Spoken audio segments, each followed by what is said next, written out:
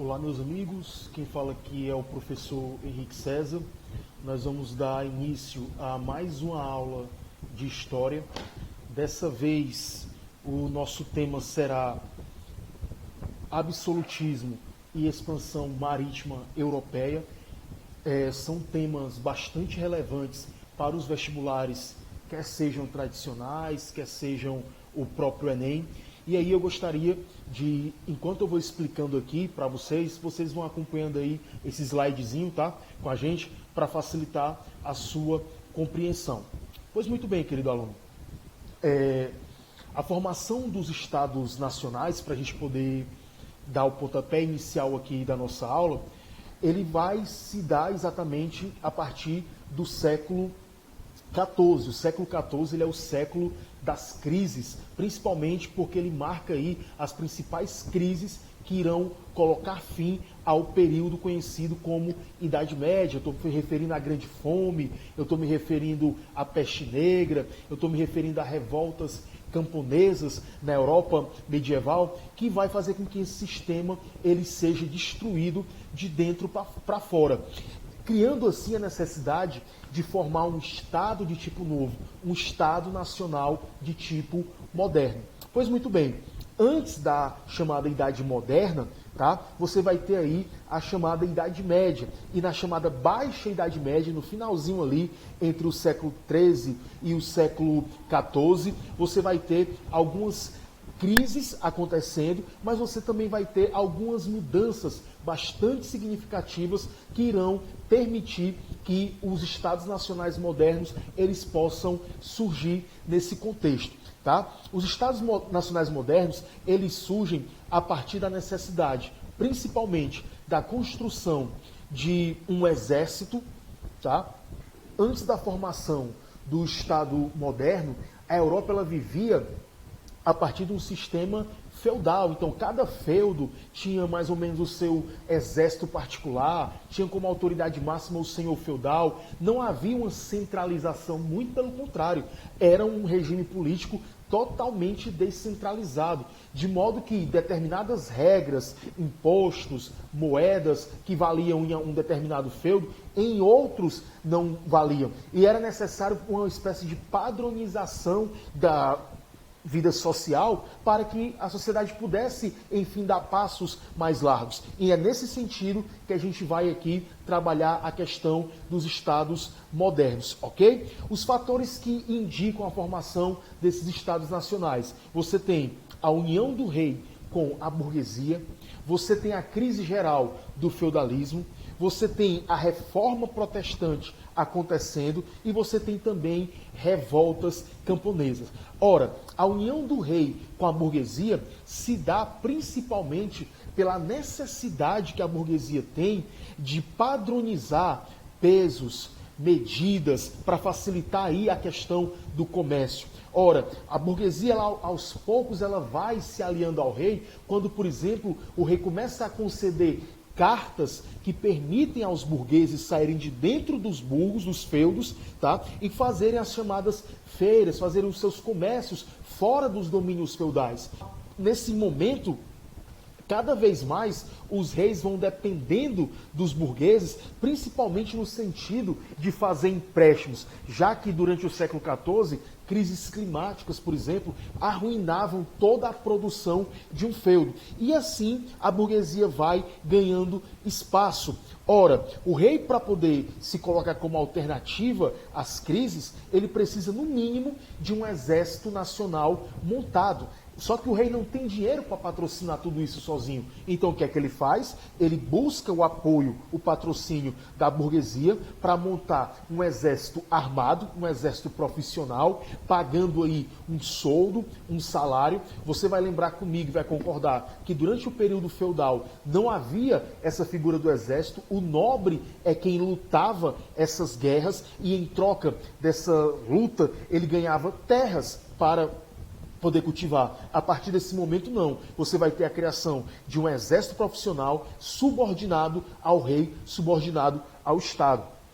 Ora, você tem aqui também as chamadas crises gerais do feudalismo. A Grande Fome, a partir de 1301. Você tem a peste negra, matando mais ou menos 1/4 da população europeia. Tem determinados números que apontam que a quantidade de habitantes na Europa naquele momento, no século XIV, era mais ou menos 83 milhões de habitantes. Se a peste negra matou 1/4 de pessoas naquele momento, né, mais ou menos 20 milhões de pessoas perderam a sua vida por meio dessa peste. E tem também as guerras acontecendo. A Guerra dos 100 Anos, você tem as chamadas revoltas camponesas acontecendo, a Guerra dos 100 Anos entre França e Inglaterra pela disputa exatamente da região de Flandres. Você tem a chamada Reforma Protestante acontecendo, tá? O clero católico, que antes tinha a palavra final, a palavra máxima naquela sociedade feudal, começa a ser questionado,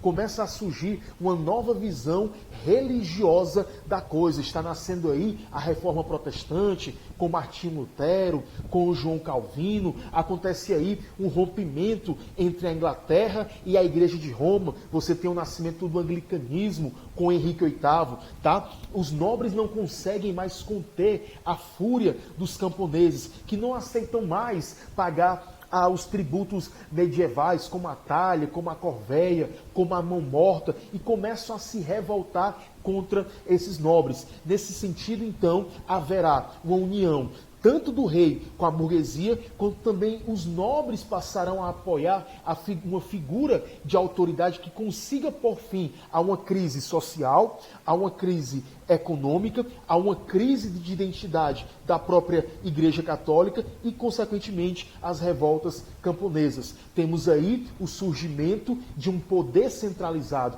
Eu estou falando aqui, meus amigos, do chamado absolutismo monárquico. Nessa figura aqui, a gente vê uma charge representando o Leviatã.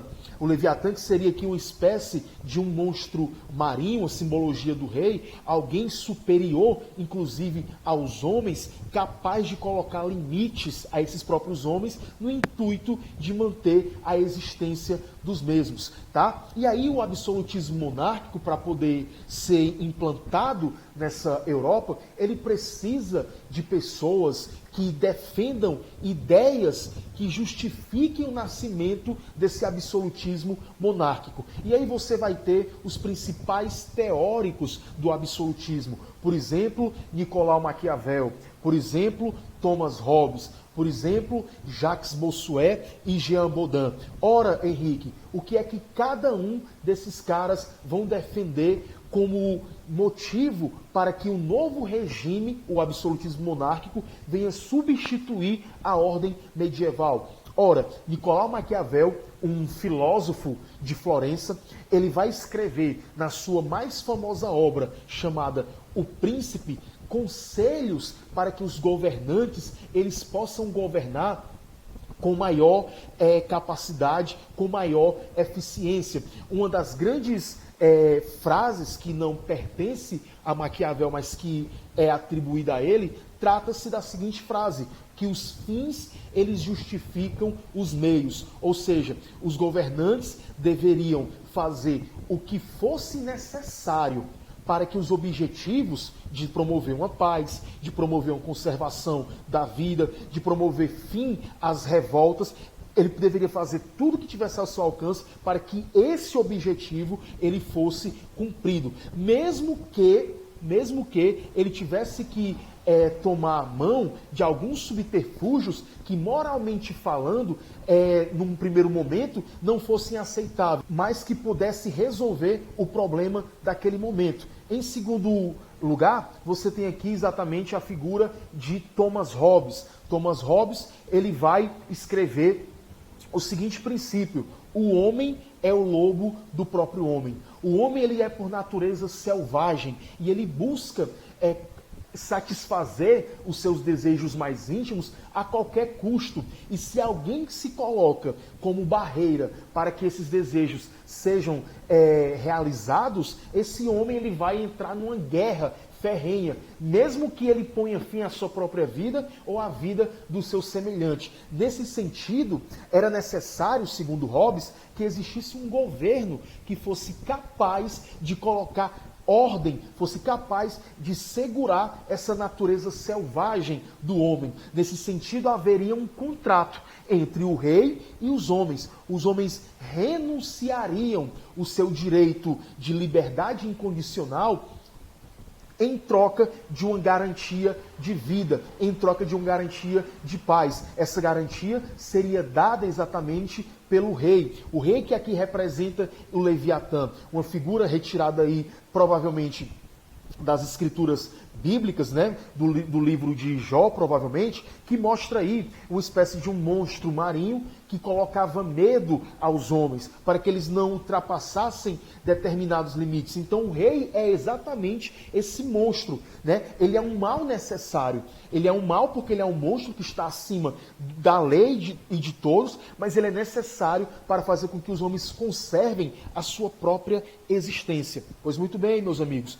vamos adiante. Você tem aqui por parte da igreja, né, padres, bispos como Jacques Bossuet, como Jean Baudin, defendendo o que eles diziam, que eles chamavam aqui de teoria do direito divino dos reis. Ora, o rei, ele não governaria porque pela sua própria vontade, pela sua própria vaidade. O rei, ele governaria porque era um direito divino, dado por Deus. O poder do rei, o poder real, ele vem, ele emana de Deus. Ora, o rei seria aqui uma espécie de representante do próprio Deus da terra. E se Deus não erra, se Deus não comete equívoco, se Deus não comete falhas, se Deus não pode ser questionado, o rei também não poderia. Ora, os principais reis absolutistas dessa Europa moderna, os mais conhecidos, na França você tem Luís XIV, né? O famoso o Rei Sol, aquele que vai criar a frase, uma das mais conhecidas da história, o Estado sou eu, né? A França vivia em função de Luís XIV, assim como a terra, as plantas, a vida depende do sol e do seu brilho para concretizar sua existência. O Estado francês, ele se realizava, ele vivia através da existência de Luís XIV, do Rei Sol. Se você prestar atenção, por exemplo, na Inglaterra, você vai ter aqui a rainha Elizabeth I, ou o seu antecessor, Henrique VIII, que vai consolidar, através do ato de supremacia, o absolutismo monárquico na Inglaterra. Ora, durante o governo de Elizabeth I, ela vai, por exemplo, convocar o parlamento apenas 13 vezes. Embora houvesse a chamada Magna Carta, que meio que limita o poder do rei para que ele possa estabelecer um diálogo com o parlamento, esse parlamento inglês, durante o reinado de Elizabeth I, será convocado apenas 13 vezes, mostrando aí o grande poder exercido pela monarca inglesa nesse período histórico, ok? Ora, galera, a gente vai falar aqui de um assunto bastante importante quando se fala de estados nacionais modernos, quando se fala de absolutismo monárquico, que é exatamente a política econômica. A política econômica do absolutismo é o mercantilismo. E o mercantilismo, galera, nada mais é do que uma prática adotada por todos os estados absolutistas da Europa e inclusive na América. Na América, Henrique, sim, durante o Brasil colônia, Portugal ele vai agir aqui como um regime absolutista, controlando a colônia brasileira em todas as suas formas, através do pacto colonial, por exemplo, impedindo que a colônia brasileira faça comércio com outros países que não seja a metrópole. Portanto, o mercantilismo ele pode ser considerado aqui como uma interferência direta do Estado na economia. Qual seria, portanto, Henrique, o objetivo do Estado ao fazer isso? Seria organizar recursos, captar recursos para que esse Estado ele pudesse enriquecer, ele pudesse acumular capital. De modo que as características desse mercantilismo são as seguintes. Primeira característica básica, como acabei de falar, a intervenção do Estado na economia. Essa intervenção se dava de algumas formas. Por exemplo, o protecionismo, por exemplo, o monopólio e principalmente a balança comercial favorável. Mas você ainda tem o metalismo e o sistema colonial. Preste atenção para você compreender aqui melhor. O protecionismo era uma maneira de fazer restrições ou proibições a mercadorias que deveriam ser importadas por um determinado país. É uma maneira de proteger, daí o nome protecionismo, o produto nacional. Então, por exemplo, você tinha aqui a produção, vamos usar aqui como exemplo, de uma roupa, uma produção portuguesa de uma roupa. Ora, é óbvio que outros países também produziam roupa. Só que para proteger a economia local, o que é que o governo português fazia, por exemplo? Criava impostos sobre as mercadorias estrangeiras que deveriam ser importadas, fazendo com que a mercadoria nacional ela se tornasse mais barata e estimulasse dessa forma um consumo das mercadorias nacionais. Outra coisa, isso acaba estimulando uma exportação dos produtos nacionais. Uma outra característica desse mercantilismo é exatamente a questão do monopólio. Ora, o monopólio seria uma concessão à burguesia sobre a produção ou a venda de um produto ou sobre uma região. O que é que quer dizer isso aqui? O monopólio, o controle de uma determinada atividade comercial, de uma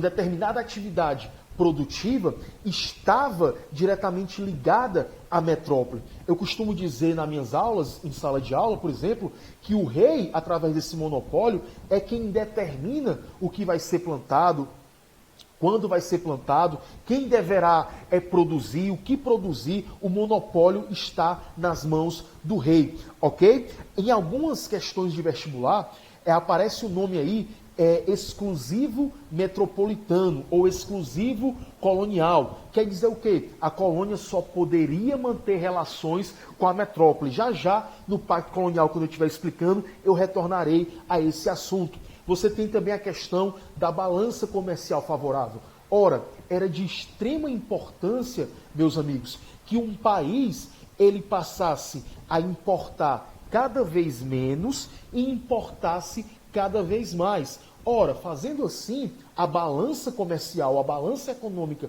desse país estava sempre equilibrada. Porque importar significa você gastar dinheiro para poder comprar um produto estrangeiro. Se você diminuir as importações, você aumenta os seus lucros através da exportação dos seus produtos. Isso é a balança comercial favorável. Você tem também aqui a questão do metalismo. Ora, o metalismo era a crença, galera, de que quanto maior a quantidade de metais preciosos, ouro, prata, bronze, um país tivesse, mais fortalecido ele seria. E, por fim, o sistema colonial. O Pacto Colonial, como eu falei para você lá atrás, ou exclusivo metropolitano, estabelecia uma exploração mercantilista de uma metrópole sobre uma colônia. Em grande medida, o Pacto Colonial, o sistema colonial, ele acontece da seguinte forma: através de uma monocultura, ou seja, a cultura de apenas um gênero agrícola. Por exemplo, no Brasil, você vai ter aqui, em grande medida, o açúcar, o café, por muito tempo, o ouro durante o século XVIII. Se você pegar o sul dos Estados Unidos, você vai ter, por exemplo, a questão do algodão. Então você planta apenas um gênero agrícola, através do chamado sistema de plantation. Esse plantation ele é produzido não em uma pequena propriedade, não em um minifúndio, mas em uma grande propriedade, em um latifúndio monocultor. Você tem aqui o extrativismo mineral e vegetal. Extrativismo mineral, lembrando aqui, por exemplo, da colonização espanhola na América Central, né? Através, por exemplo, da exploração das minas de prata em Potosí, a exploração vegetal da cana-de-açúcar, por exemplo, no Brasil colônia, o consumo de manufaturas vindas diretamente da metrópole e não de outros países, tá? E aqui também o comércio de escravos, escravos esses vindo diretamente da África. É bom que se diga, galera, que o comércio de escravos no Brasil colonial, na América Espanhola, na América Inglesa, ele se dá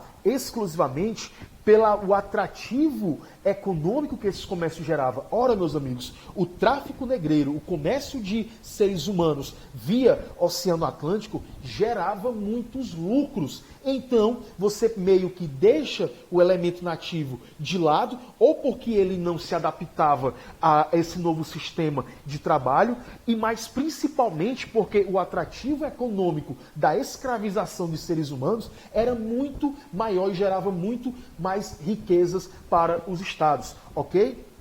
Nesse contexto, meus amigos, você vai ter a chamada expansão marítima europeia. Ora, os reinos europeus vão ganhar o mundo descobrindo e colonizando novas áreas para a exploração dessas áreas para a obtenção de riquezas, ok? Mas antes de falar propriamente da expansão marítima europeia, vamos aqui relembrar algum contexto.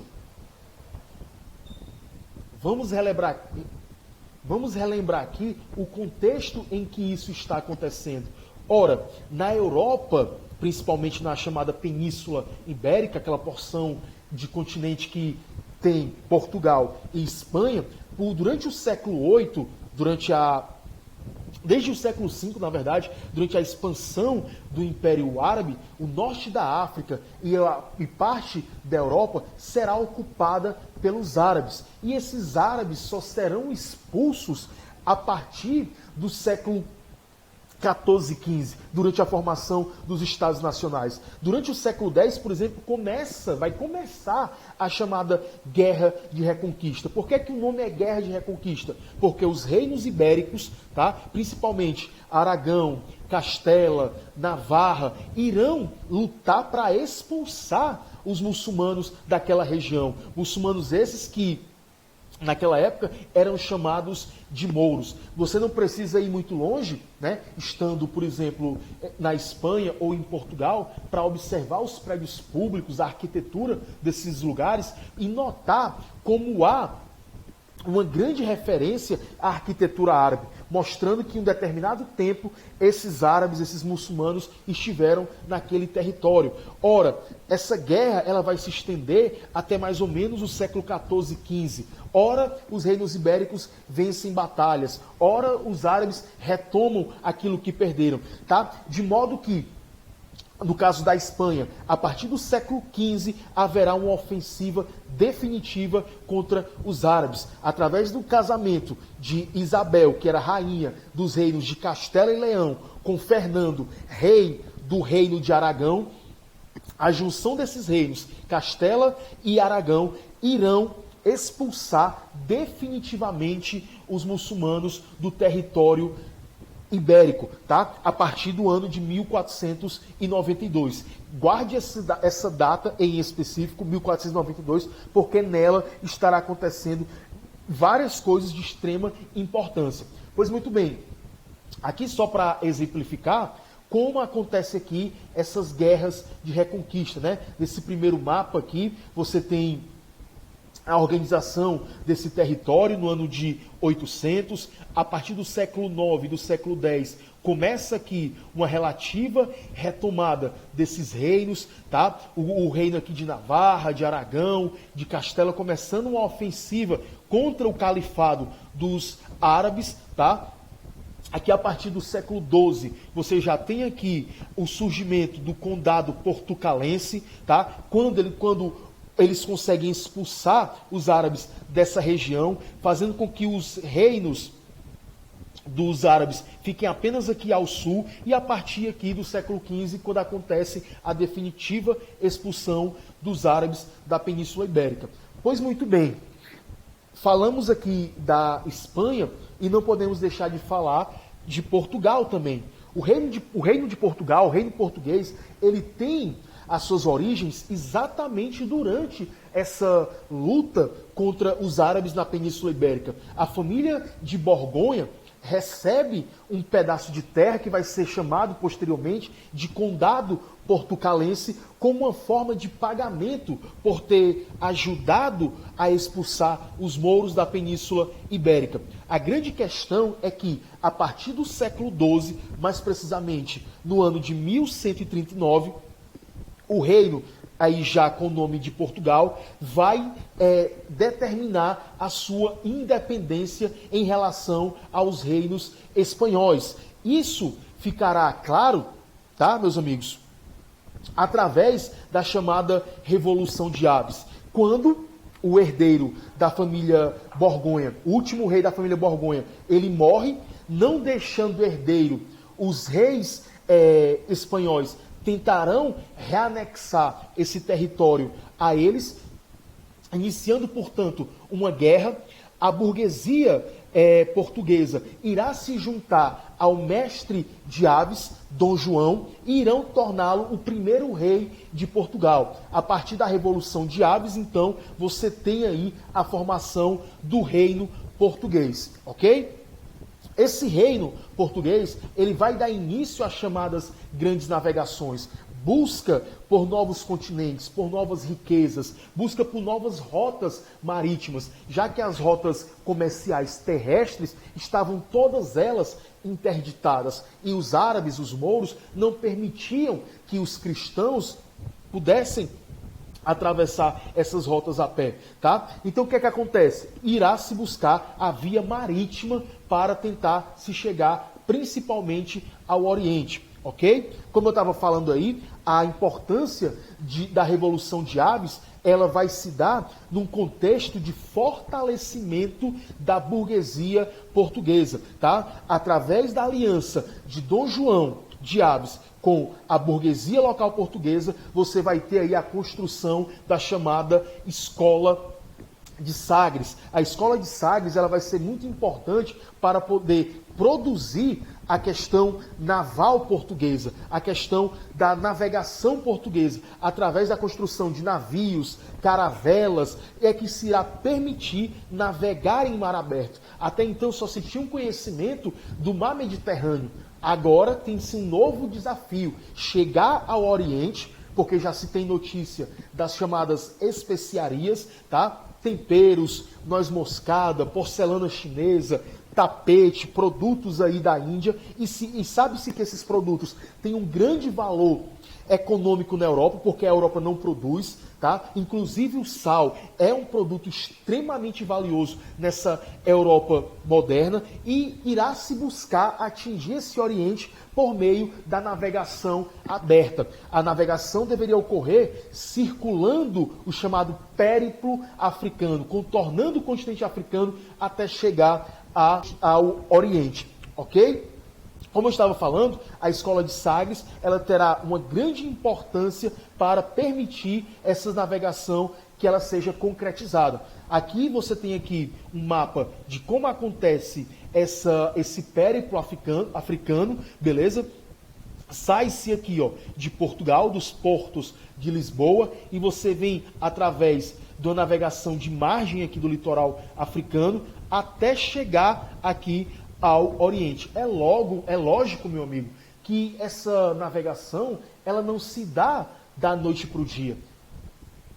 Leva-se tempo, tá? Os navegadores vêm aqui pela costa africana, quando acabam os suprimentos, eles param em determinados locais, ali eles fundam as chamadas feitorias, que são como se fossem entrepostos comerciais. Ali eles abastecem o navio de comida, de água, ali eles consertam esses navios, e assim eles vêm contornando o continente africano. Chegando aqui no chamado Cabo das Tormentas, foi de extrema dificuldade atravessar essa parte, porque o mar aqui ele é extremamente bravio. E diversas embarcações, elas naufragaram aqui. Somente a partir de 1488 é que Bartolomeu Dias ele vai conseguir cruzar esse Cabo das Tormentas, batizando esse cabo aí de Cabo da Boa Esperança. A partir de 1498, de fato, Vasco da Gama vai chegar a Calicut, e aí o Oriente ele será desbravado aqui pelos navegadores portugueses. Ora, meus amigos, o projeto espanhol ele vai ser um pouco diferente, tá? Porque enquanto os portugueses haviam conquistado a sua independência, os espanhóis só conseguirão essa independência, essa expulsão total dos árabes da Península Ibérica a partir do finalzinho do século XV. Em fins do século XV, os reinos da Espanha, que no momento eram divididos em 4 mais ou menos, você tinha o reino de Aragão, o reino de Castela, o reino de Leão e o reino de Navarra. Esses reinos eles vão se unir, todos eles, para então expulsar definitivamente os árabes do último reduto que faltava, a região sul, a região de Granada. Uma vez conquistado esse objetivo, a coroa espanhola, diferente de Portugal, que teve o seu projeto marítimo financiado muito mais pela burguesia, no caso espanhol, a coroa espanhola é que vai financiar a maior parte dessas navegações rumo ao Oriente. O homem escolhido para fazer essas navegações será exatamente Cristóvão Colombo. E a partir de 1492, Cristóvão Colombo chegará a São Salvador. É interessante notarmos que, enquanto Portugal faz a navegação pelo périplo africano, Cristóvão Colombo ele vai fazer uma navegação exatamente diferente. Ele busca uma nova rota, porque já se sabia naquela altura que a Terra ela era redonda, por exemplo, ela era circunnavegável, como a gente dizia. Então, se eu sair daqui da Espanha, tá? Se eu saio aqui da Espanha, eu posso vir aqui para, no caso aqui do mapa aqui de vocês, para a esquerda e eu vou contornar e chegar no Oriente pelo outro lado. Então, a navegação de Colombo, ela difere da navegação portuguesa nesse sentido. Chegando na América, iniciará aí a colonização do continente africano. Os primeiros contatos dos espanhóis na América, você já sabe, contatos com astecas, maias, incas, e aí a gente vai trabalhar cada um dessas particularidades em outra aula. Por enquanto, a gente fica aqui na parte 1 e em breve estaremos postando a parte 2 dessa aula, ok?